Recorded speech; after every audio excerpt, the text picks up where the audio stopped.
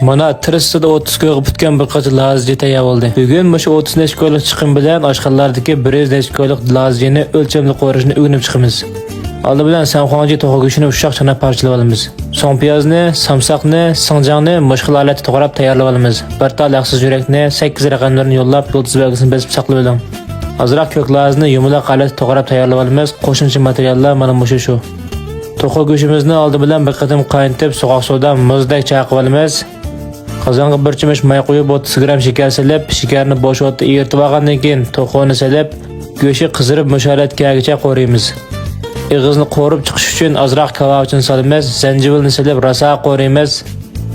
Shenjao lazjini o'qishadigan lapizdan azroq solamiz, yana birdam qo'raymiz. Lazjini ismi-jismiga loyiq ochiq lazdan 4 tal tashlab o'tamiz, yana birdam qo'raymiz.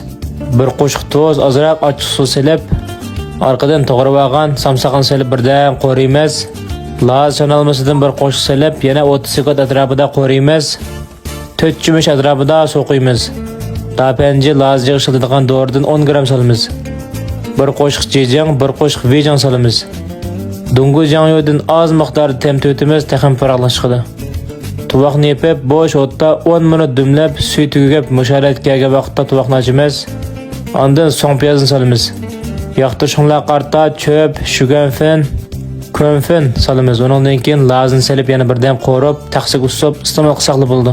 Qarg'a adamdan yegiskagidek, yegadamdan taxim yegiskagidek lazji mana tayyor bo'ldi. Oilda ishlatadiganға lazji dapanji dorisidan 50 gramdan 5 bolaq qilib, kirasini ko'tarib 58 qo'ydim faoliyat qilib berdim. Ammoqchi bo'lgan do'stlar, boshpatdagi undudarni qo'shib sotib olsanglar yoki menga ayrim gap qilsanglar bo'ldi.